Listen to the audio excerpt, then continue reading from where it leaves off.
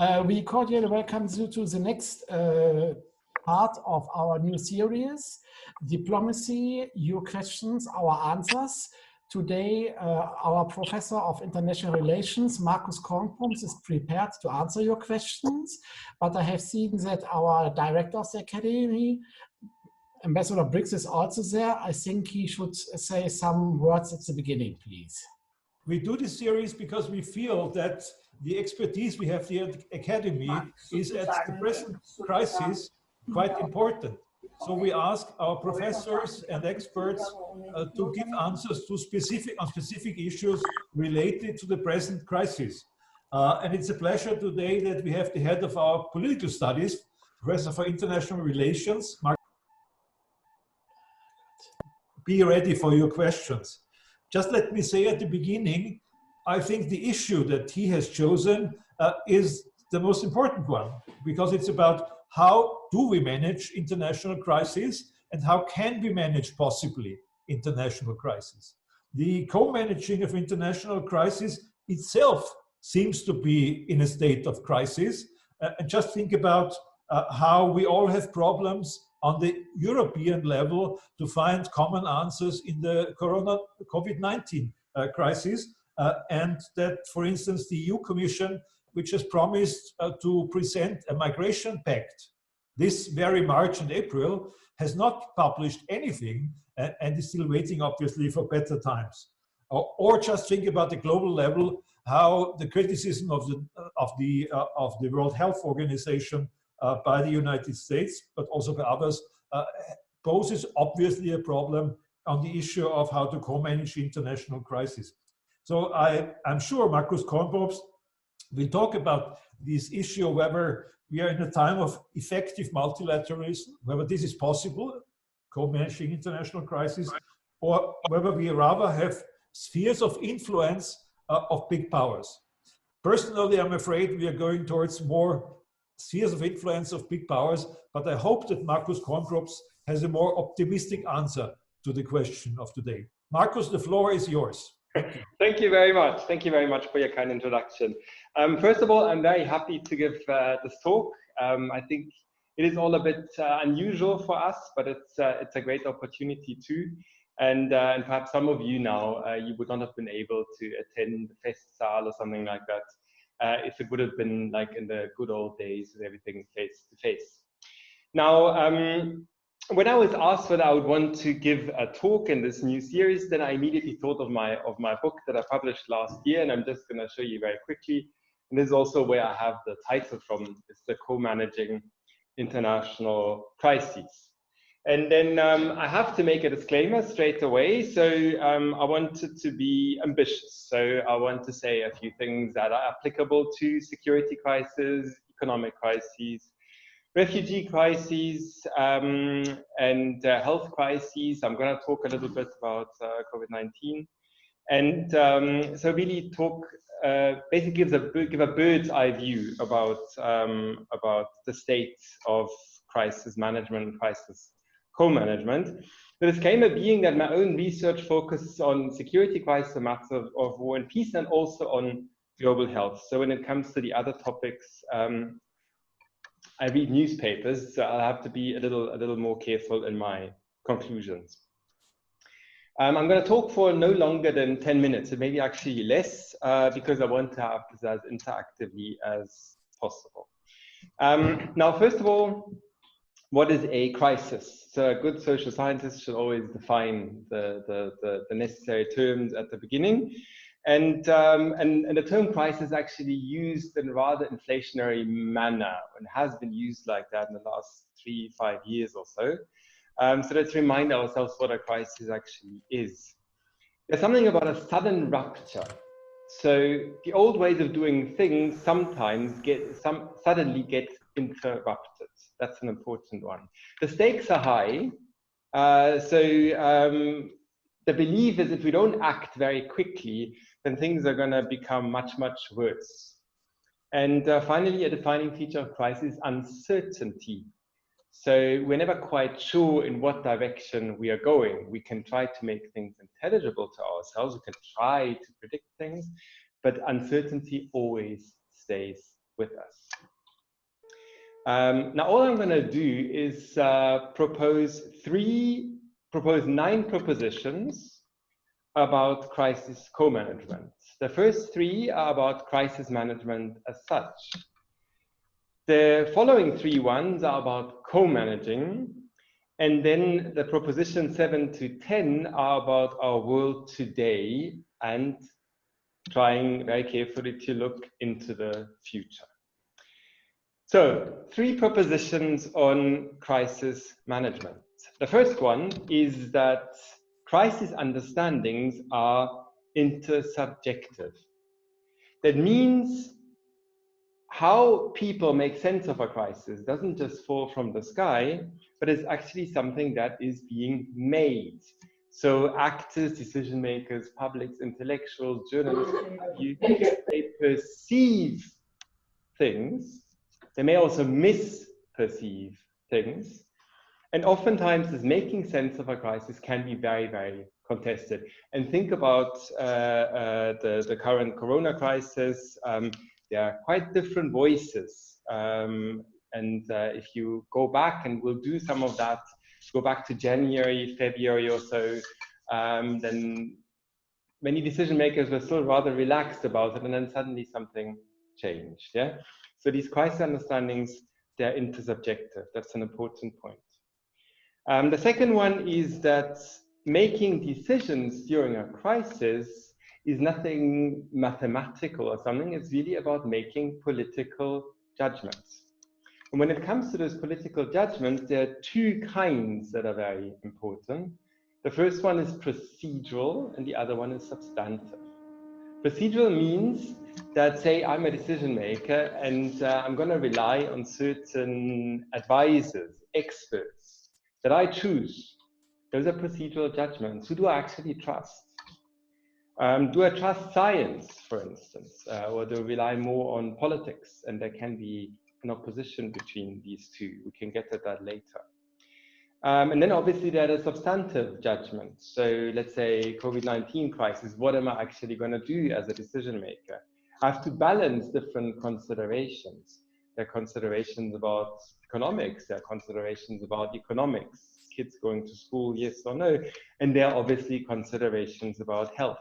So they have to be balanced. Third proposition, crisis communication. Decision makers have to communicate with the outside, and they're obviously rather strategic in doing so. In my book, for instance, I write a lot about Blair and his crisis management. There was a lot of spin doctoring on a very, very sophisticated level involved in all of that. So much about crisis management, sense-making, decision-making, meaning-making, if you want to abbreviate it like that.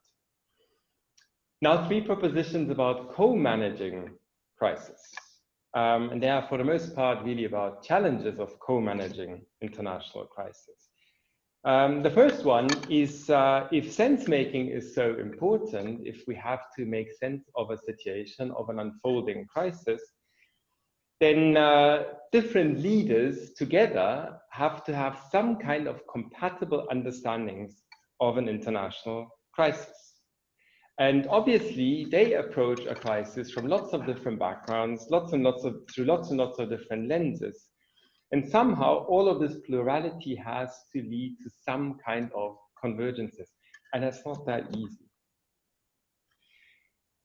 Proposition 5, and that's the second challenge to co-management, is that is about decision making. So it's not only that there's all of this plurality and the sense making, it's also when it comes to the decisions that somehow they have these decisions have to be compatible with one another. If you look at COVID-19, for instance, also quite interesting. Some countries, obviously, early on, they talked about herd immunity and everything, others about more restrictive measures. That obviously has repercussions, say, how Europe copes with the crisis. The 6th proposition is about crisis communication. One of the things that oftentimes is very difficult about co-managing international crisis is that decision makers have at least two different kinds of audiences. domestic and international. And for domestic purposes, they may try some grandstanding strategies in order to show to the domestic public that they are doing a really good job internationally. But this domestic grandstanding may not impress other leaders on the international level all that much, and that can lead to friction. So much about my propositions on crisis management and crisis co-management. Now moving to the world in which we live today and trying today a little bit a glance into the future. My seventh proposition is that international crises require co-management. They just do. If we think about the UN Charter, by the way, then the UN Charter basically tells us something about security crises, crises about war and peace, about how they ought to be managed. And in a way, Chapter 7, if you look at it, is about co-managing international crises, quite exclusionary. Yeah, so there's a Security Council, there are the permanent members of the Security Council, but the idea behind it is that great powers are going to manage that. In the questions, then we can go into the question to what extent great powers should do the co-managing, and to what extent other powers should be involved in that too. I obviously, for normative reasons, I very much believe in the latter, but it's definitely something that we can discuss. If we think about, just to underline my point about the need of co-management, we think about the refugee crisis, for instance. Well, that was, at least for Europe, there was the challenge to manage that together. If one would have managed that together, it probably wouldn't have been all that difficult, by the way. But it failed. If we think about economic crises, and we're probably looking into the next economic crisis to come soon, then obviously there is a globally rather integrated world economy, and steps have to be taken in concert with one another. One could go on and on now about these examples. I think the point is quite clear. So if we want to manage international crises, for the most part, it cannot be done by one actor alone, may that even be the most powerful nation in the world. But for the most part, it has to be several of them together. My eighth proposition is that we are living in an age of crisis interdependence. That means that one crisis oftentimes leads to the next. The civil war in Syria obviously is an ongoing crisis. That obviously had something to do with the refugee crisis. With the situation in Afghanistan, one could make a very similar argument. If we look at today's world, and there is a global health crisis, and global health crisis has quite serious, as it looks like now, economic repercussions. My last point, and that really is now a normative point. How should diplomacy, we are the Diplomatic Academy of Vienna after all, how should diplomacy cope with that, and what kind of job does it do? And with diplomacy, one can sometimes go back to 18th century actually, and insights by French authors who were very big at the time writing about diplomacy, and oftentimes use these two terms, raison d'etat and raison de système. And the raison d'etat is, well, the national interest. And the raison de système is taking care of the stability of the international system. That too, obviously, is very much about balancing. I think what really helps in terms of balancing is something that authors often refer to as an enlightened self-interest. So I can obviously have a self-interest thinking about my own nation from one day to the next, or from 1 month to the next, or perhaps from one election to the next. But it's another matter to think more long-term. And I think if one would think more long-term in terms of national interest, it would be much easier to get this kind of balance. I think that the COVID-19 crisis is a very, very good example in that case, by the way. And I'm sure in the questions we're going to deepen that. Because one of the key problems, obviously, if we look at how the crisis unfolded now, is the reporting. And if there is a public health emergency of international concern, that's the technical term for it, then that presupposes that member states actually report what is going on in their countries. And that can be very costly, yeah? Because that may mean that travel restrictions are just going to hit you. It may mean that economic restrictions in terms of trade and what have you is only going to affect you. But it is probably, if one thinks about the international health regulations that postulate that, it's probably an absolute necessity, because otherwise many more of those crises are going to come. So I'm going to leave it at that. Very briefly, these 9 propositions, and I'm looking forward to your questions. Well, thank you very much for this, as usual, very lucid presentation. I would like to refer to your second proposition, which is how do we arrive, or how do those who take the decisions arrive at those decisions? For me, it is striking if you look at Germany, and if you look at Austria, and to a certain extent also to the United States. In Germany, the experts, scientists, virologists are very much part of the decision-making, also as far as it is communicated. In Austria, you only see government members, and never ever do we see experts taking the floor, speaking to the public. Of course, they're interviewed, all right. But in Germany, it is obvious that the government takes into account government expert opinion, and they show it by having those experts standing next to them and presenting and explaining the decisions that are being taken. Do you agree? Is there a difference, or is it just because I look at the wrong television broadcast?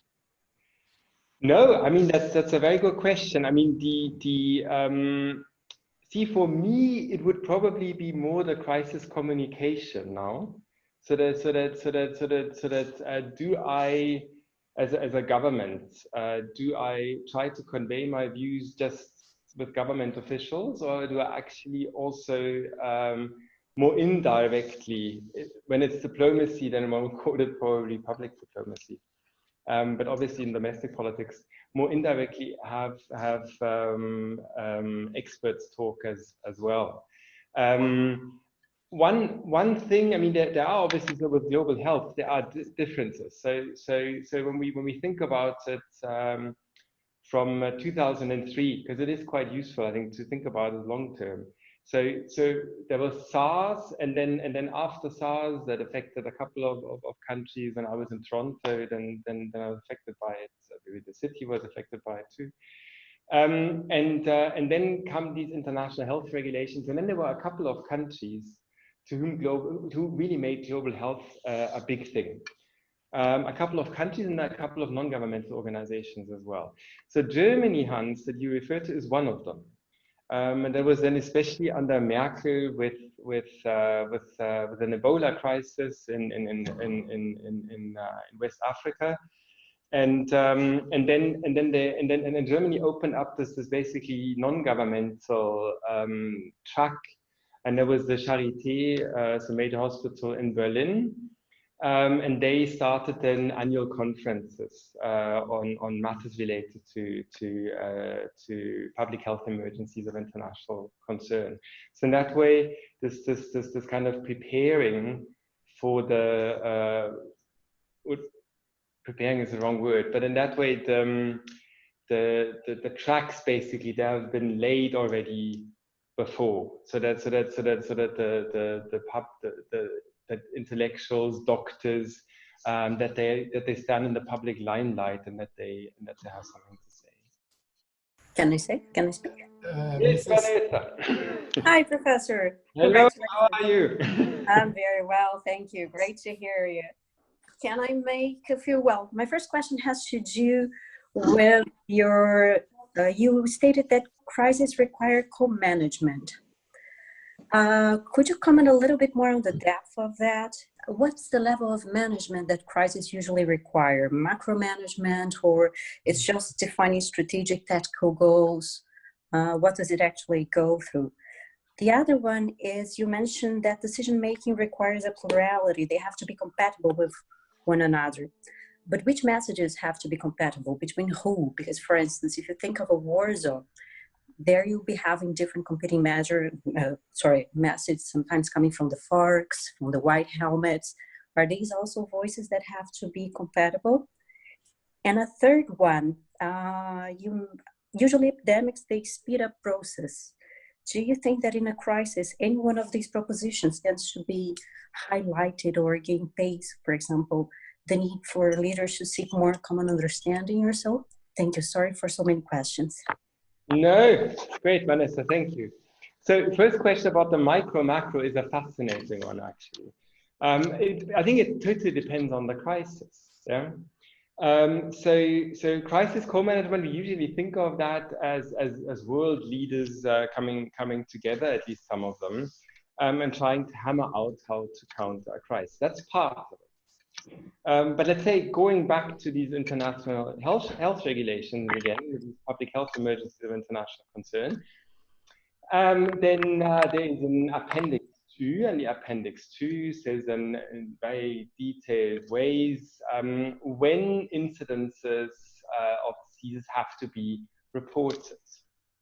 And that really is micro. Yeah? So that is really basically giving a manual to doctors in hospitals all over the world and say, if something unusual happens, and you can't really explain it, and there is, very simply speaking now, and there's a threat of it spreading, and has to be reported to the World Health Organization. Yeah? And that obviously will not be directly to the World Health Organization, but it will be via, say, a provincial government, a state government, and then hopefully to the World Health Organization. But I think that's a very, very important point. It depends on the crisis, and sometimes, and global health is a very good example for that, we do need interplay of micro and macro.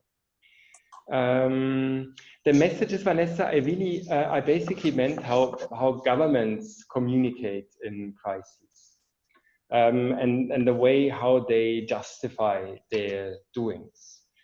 And there are cases where governments may actually for quite a while do exactly the same.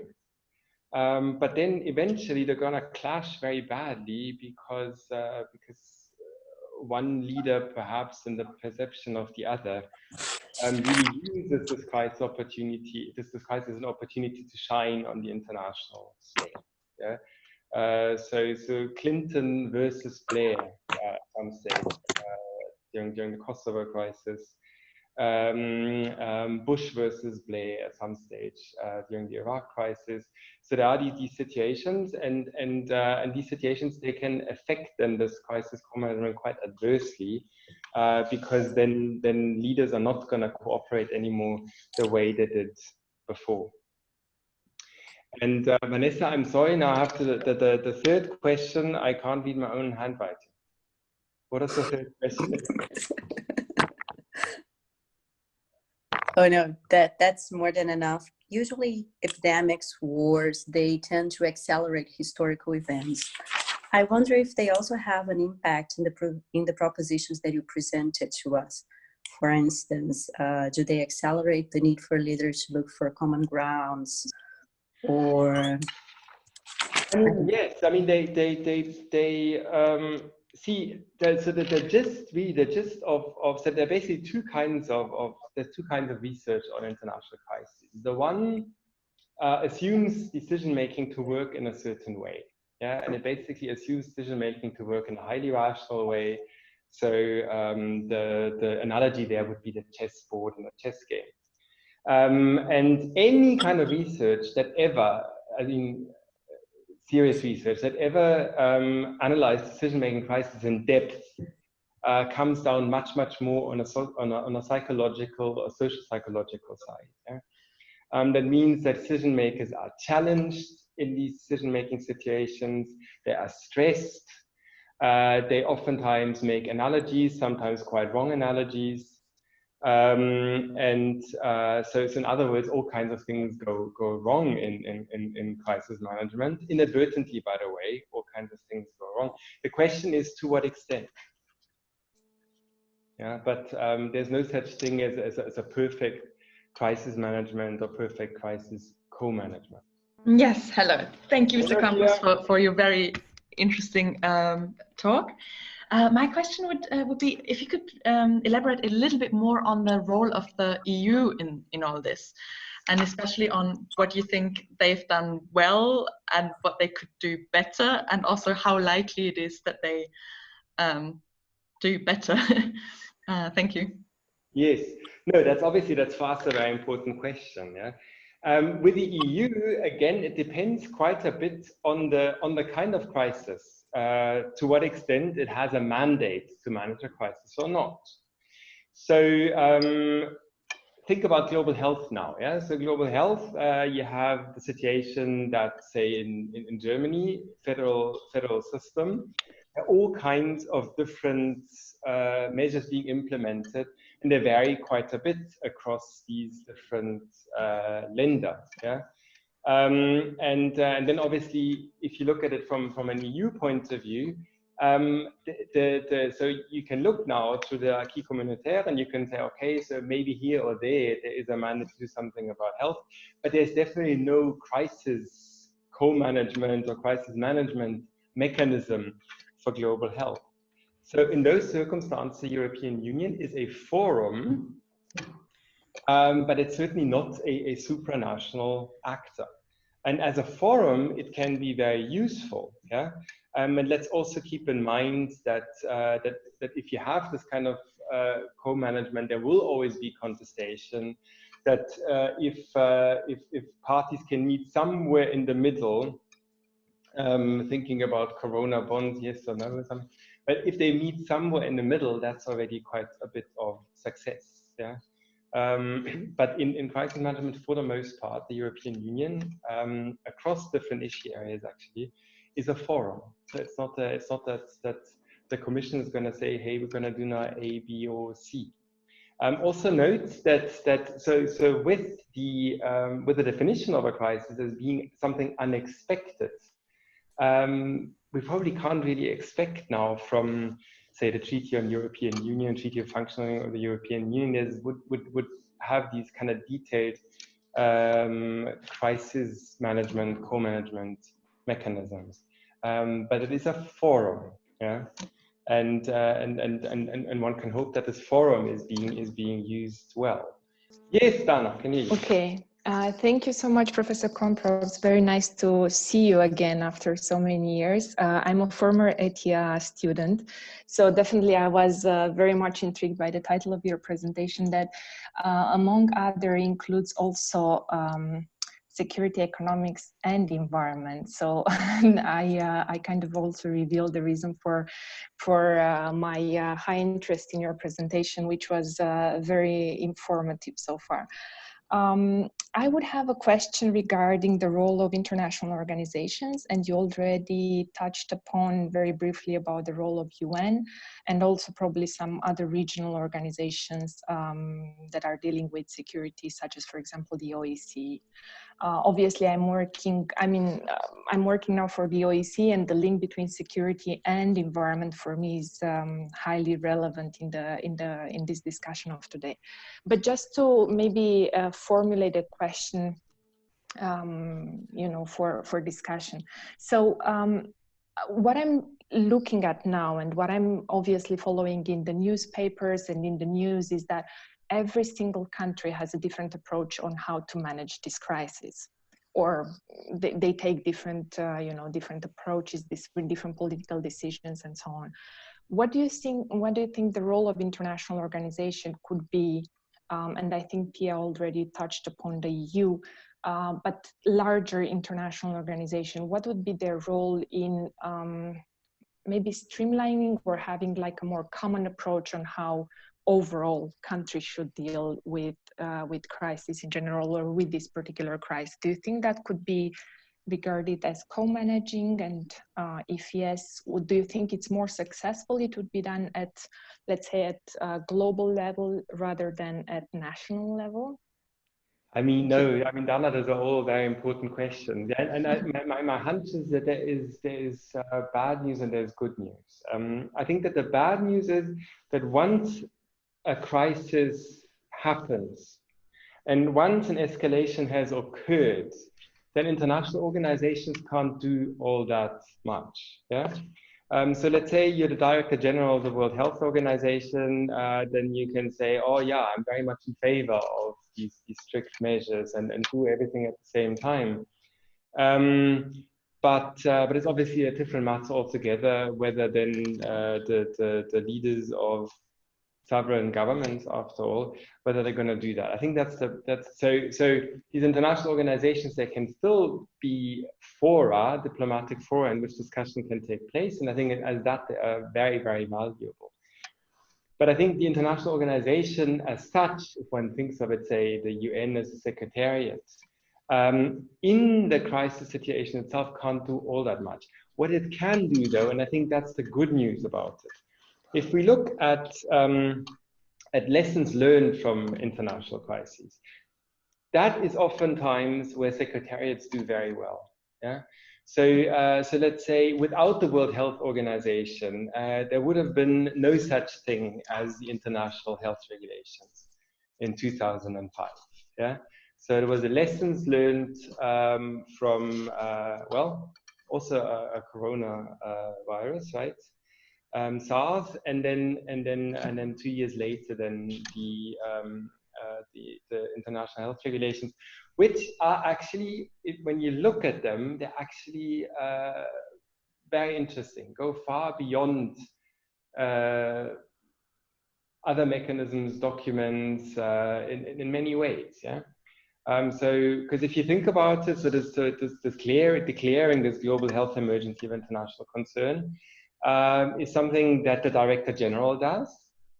Yeah. So there's no need for any member state something to agree, and the Director General does that at the suggestion, upon the suggestion of an expert committee, and the expert committee is staffed by doctors. Yeah. So depending on what is, so there's a roster of experts. And depending on the expertise and the kind of illness that there is, then they're going to react. Yeah? It's just that then when the crisis happens, yeah, then it is usually upon member states to take action, and hopefully to take concerted action. But I think and I could imagine even now again, yeah. So once this crisis is over, and obviously it will be over at some stage. That could be again a moment for the World Health Organization, for the permanent staff there to shine and to put something new into being, and to sharpen existing regulations. As a side remark there, so for this research project of mine on global health emergency international concern, there was so we did interviews in February, actually, in early February. And the discussion there in Geneva was not at all about sharpening these international health regulations. It was more the opposite. So the suggestion was that, so there's this public health emergency of international concern that is such a strong mechanism that was then likened to red lights and the traffic lights, and one should invent something new, an orange light. And that was against the background of declaring the fake, the public health emergency of international concern about COVID-19 at the end of January. Yeah, so it was at the time. So shortly thereafter, there was actually unease. Yeah, so there was a sentiment shared across the board. By the way, yeah, there was a sentiment that was actually too tough an action. And it was only then a couple of weeks later, or even a week later, that this perception then changed radically.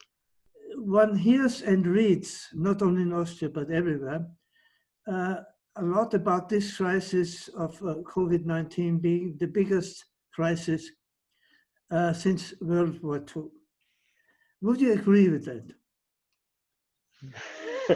And that's a big question. It's not at all trivial, of course. Yeah. I mean, it depends on the markers, you know. So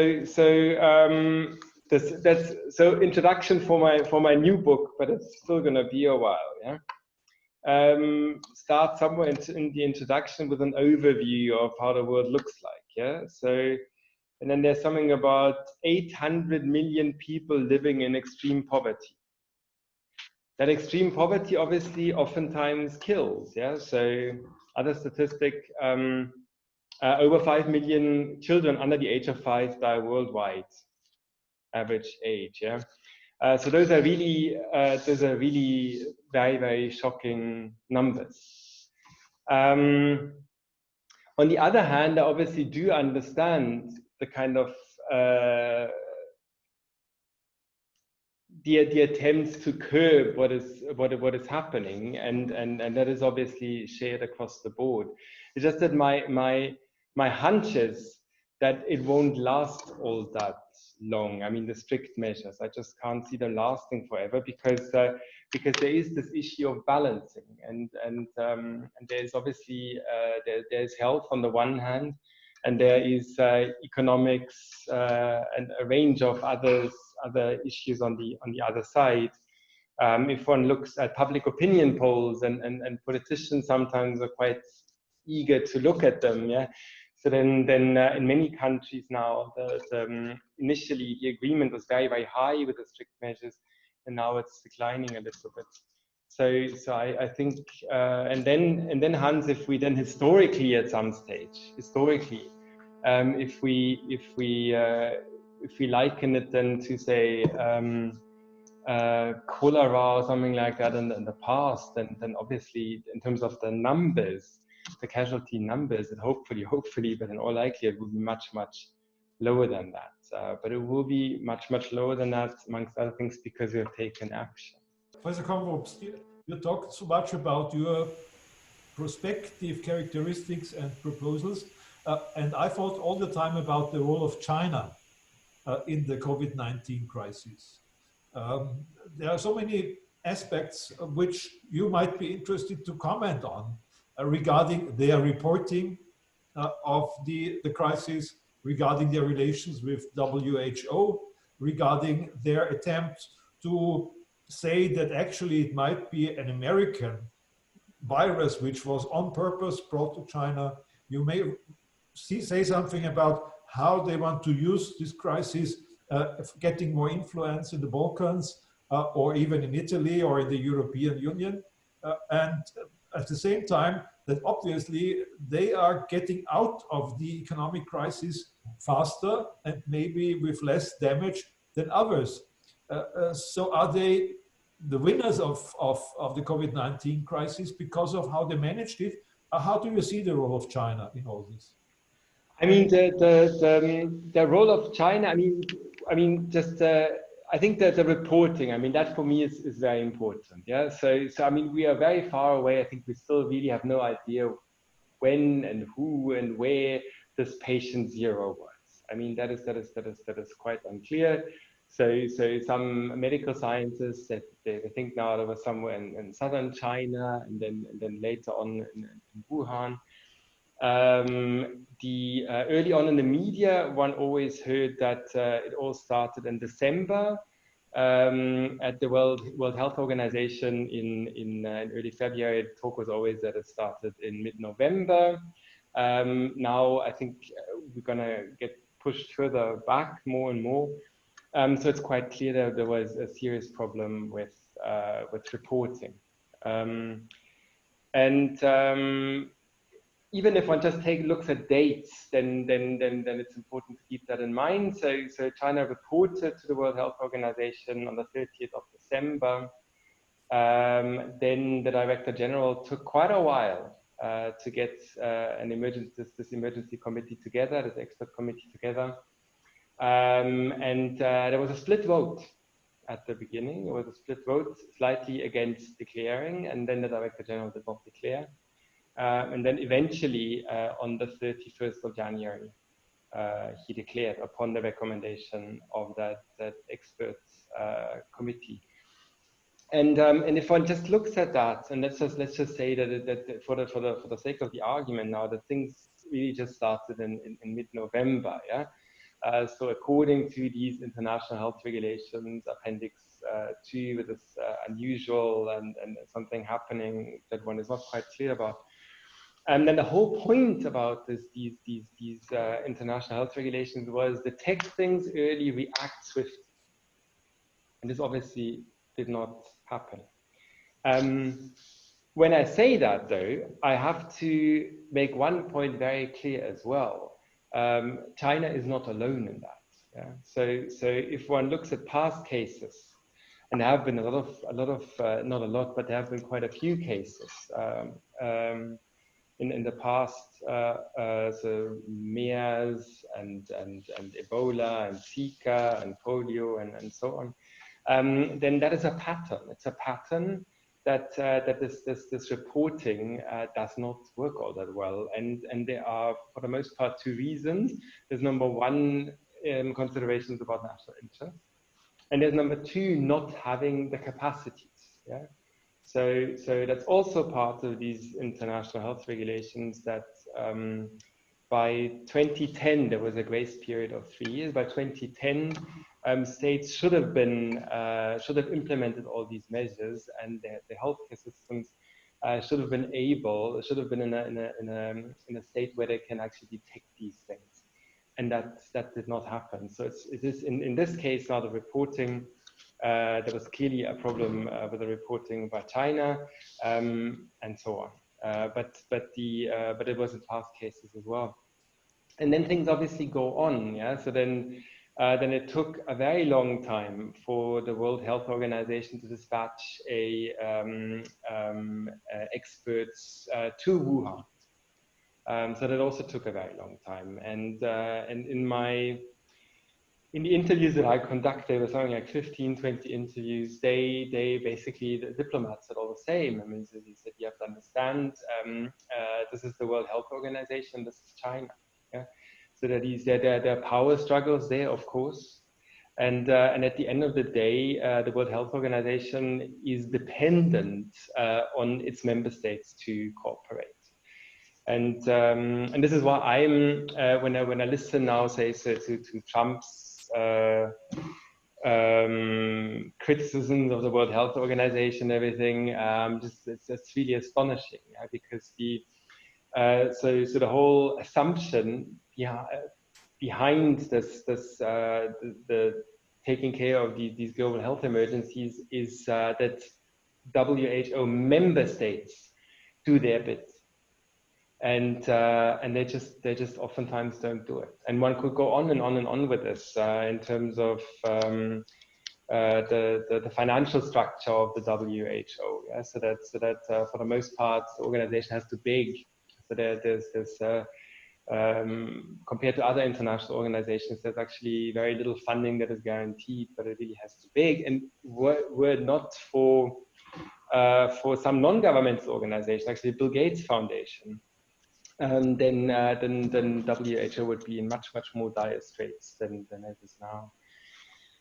In terms of who wins, who loses, that's after every crisis. I mean, there are always winners and losers, and with this crisis, it will be very important how fast one copes with the health side of things, and how fast one copes with the economic side of things. And I probably at the moment would not dare to draw a conclusion there already, but I think that is a very important question. And we may, who knows? I mean, so even before the crisis, people were already talking about the end of liberal order and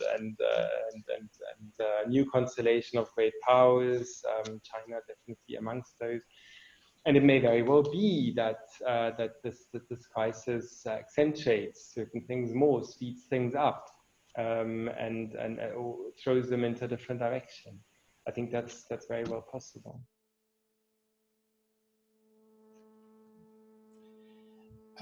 May I pose also a question? Because Markus, you have personal roots to Africa. What do you think about the African continent at the moment and the situation there? Yeah, so I mean that's very difficult to say, yeah, because one has to keep in mind that there are certain things that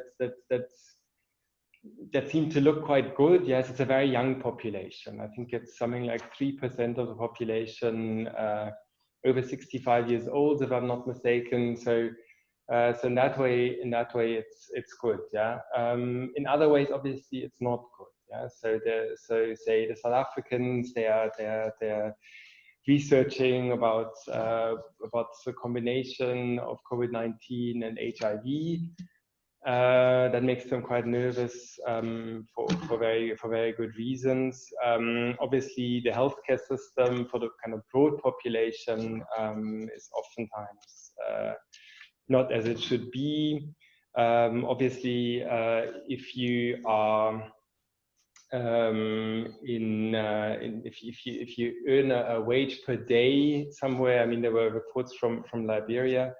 Then you are dependent on going to the market and selling your goods. So the kind of clamp down, the kind of shutdown is very damaging. It's very damaging for people. I mean, even to the extent that okay, you do the shutdown, but then it's quite unclear how these people are supposed to feed themselves. Yeah.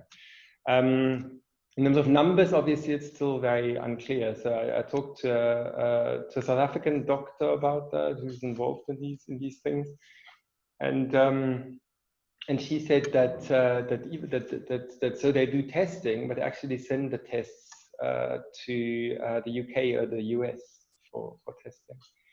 So that tells you already quite something. So the kind of numbers will never be as reliable as they may be in Europe. In Europe, they're not all that reliable probably either, but if one thinks about in terms of degree, much more reliable.